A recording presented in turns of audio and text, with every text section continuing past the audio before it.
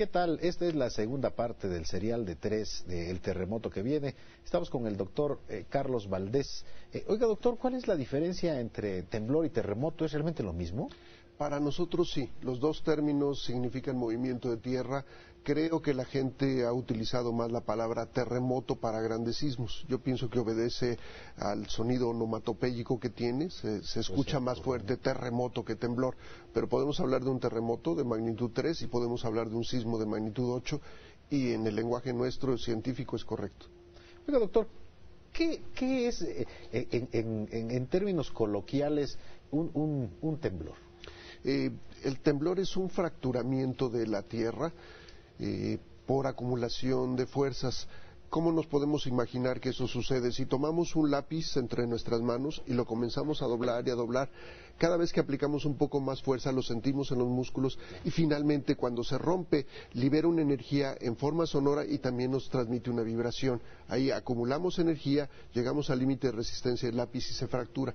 Lo mismo ocurre con las ondas sísmicas. La magnitud del sismo, del terremoto, está dada en función de qué tan grande sea la zona que va a fracturar. No sería lo mismo tomar un lápiz que alguien nos dé una pluma de metal, por ejemplo. Claramente sabemos que tenemos que aplicar más fuerza y que el sonido o la vibración generada cuando se rompe es mayor. En el caso del sismo, el área de ruptura que se encuentra por debajo de la superficie es la que determina el tamaño. Estamos hablando de dimensiones grandes. En el caso del sismo del 85, esta zona de características elípticas tenía una dimensión de 150 kilómetros a lo largo de la costa y cerca de 80 kilómetros en dirección hacia el interior de la Tierra. Se generan estos fracturamientos, se producen varios tipos de ondas muy particulares, unas que se llaman P primarias, que son muy rápidas, con velocidades de hasta 7 kilómetros por segundo. A esa velocidad de aquí de la Ciudad de México a Cuernavaca tardaremos en llegar entre 10 y 12 segundos. Vienen las ondas S o secundarias con velocidad a la mitad de las otras, 3.5 kilómetros, y después vienen unas que son muy importantes que se llaman las ondas superficiales. Como su nombre lo indica, viajan por la superficie y ya no es un solo pulso, es un tren de ondas, son las responsables por vibraciones importantes y son las responsables, por tanto, de los daños que se provocan en algunas ocasiones en edificaciones. No todos los sismos son iguales, ¿no? Hay trepidatorios, oscilatorios. Sí. ¿Cómo son? Es correcto. Llamamos al movimiento que sentimos o que percibimos de oscilación cuando es lateral o de trepidación cuando es vertical. Cualquier sismo tiene los dos movimientos, pero alguno de ellos puede prevalecer.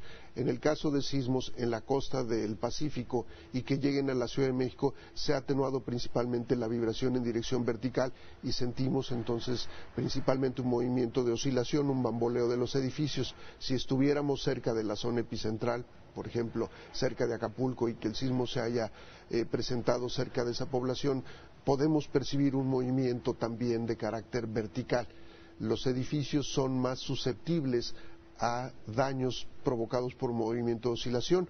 A un edificio lo podemos cargar con muchas cosas y va a aguantar, pero cuando lo empezamos a empujar lateralmente podemos desgastar sus uniones, la unión entre las columnas y las losas, y eso puede provocar que estos edificios se dañen o se colapsen. Y la duración también es variable, aunque un sismo, lo comentaba usted hace un momento aquí, cuando estábamos platicando, que un sismo pequeño también podría hacer muchos daños, un sismo muy largo también, ¿no? ¿O no tanto? Sí, si estamos cerca del epicentro, inclusive un sismo de magnitud 3.54 puede ser cerca implicaría menos de 10 kilómetros, un empujón fuerte, claramente notable, pero nada más. Un sismo grande, de gran magnitud, no solo va a empujarnos una o dos veces, sino nos va a empujar muchas veces, va a durar un minuto y medio. Esto es lo que puede afectar también otra vez a las edificaciones. Estas están bien construidas para soportar un empujón 2 o 3 veces, pero cuando ya sometemos a esta edificación a un movimiento de vaivén que vaya 40 veces, comenzamos a tener estos desgastes. Entonces la duración en ese caso es importante y también la fuerza con la que desplazamos estos edificios. El sismo del 85 en la Ciudad de México fue oscilatorio fundamentalmente y además su duración fue larga, ¿no? Sí, la duración es una característica particular. Por ejemplo, aquí en donde están los estudios es una zona dura, es un terreno conocido como el Pedregal, como duro. Y si comparamos esta zona con la zona centro, la zona blanda, la duración aquí del sismo percibida por el ser humano pudo haber sido 40 segundos y en cambio en la zona centro hay gente que habla de que lo pudieron sentir claramente por 1 minuto y medio y estamos separados 20 kilómetros. Esto tiene otra característica, estamos hablando de la diferencia de suelo, un suelo duro con un suelo blando. Entonces, esto va asociado a la intensidad.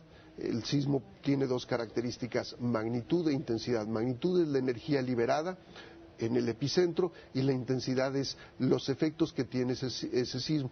Como ya lo dijimos, aquí el sismo en esta zona dura es menos fuerte, menos intenso, por así decirlo, comparado con la zona blanda, en donde su intensidad es mayor, su duración es mayor y puede entonces generar mayores problemas también. Se miden en escalas, la escala de Richter, por ejemplo, ¿no? ¿Esa es la más usada? La de Richter es la magnitud, se mide en números arábigos, por eso hablamos de cifras decimales, 8.1 el sismo del 85. La escala de intensidad es conocida como la escala modificada de Mercalli, se mide en números romanos. Sabemos bien que los números romanos no tienen puntos decimales, entonces esa podemos nosotros darle un rango. La de intensidades habla sentido por todos, daños ligeros, objetos se caen, nos da la pauta para decir aquí, de acuerdo a esta tabla, el sismo tuvo una intensidad de 5, de 6. La escala, la magnitud la otorga en este caso el servicio sismológico a través de instrumentación especializada para determinar la energía liberada por el sismo.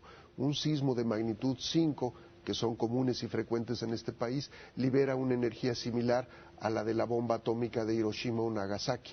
Entonces estamos hablando de energías importantes. Doctor, le agradecemos mucho su participación en esta segunda parte del serial Los Terremotos. Gracias por acompañarnos y estaremos en una tercera entrega hablando de qué hacer para prevenir un terremoto y cómo podemos cuidarnos nosotros mismos.